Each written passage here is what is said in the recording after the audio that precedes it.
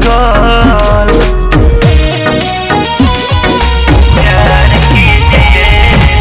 छम छम बाजे लागी छागल, करे में जे कुछ गोड़वा लागल। सोने का सबका इंतजार कीजिए, सोने का सबका इंतजार कीजिए। पर्दा गिरा के राजा जी, पर्दा गिरा के पिया प्यार कीजिए। एक बार नहीं बार बार कीजिए। मिला है मौका तो बाहर लीजिए, मिला है मौका तो बाहर लीजिए। पर्दा गिरा के राजा जी, पर्दा गिरा के पिया प्यार कीजिए। नेहिया सनेहिया में झाड़ लीजिए। प्यार कीजिए, प्यार कीजिए।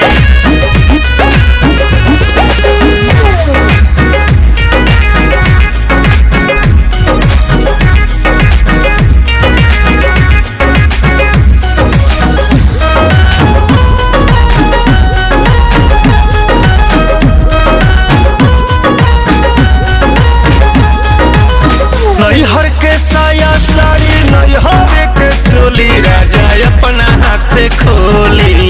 मन बात बोली, बोली न का विचार बा जी, हाथे खोली।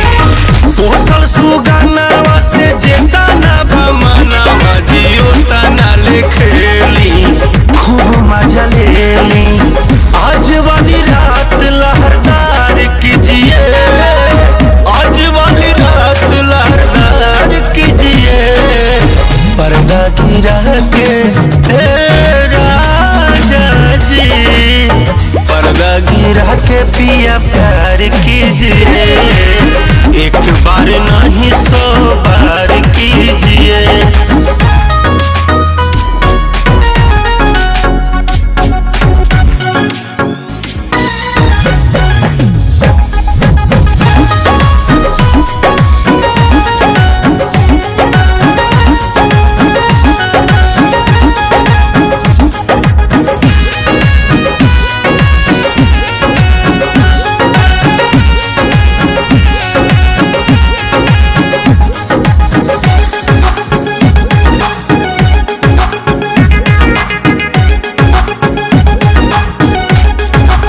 राजा राकेश लेली मजा जी विशेष, अपना कोरा में दबाली।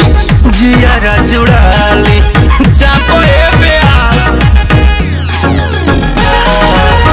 बेटी मनी से आयो नील से न राजा कोनो बतिया बताई। सब कुछ छुपाई, रसगर जवानी रसदार कीजिए।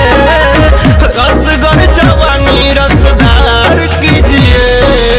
साड़ी हटा के राजा जी, साड़ी हटा के पिया प्यार कीजिए। मुँह सटा के मजा मार लीजिए।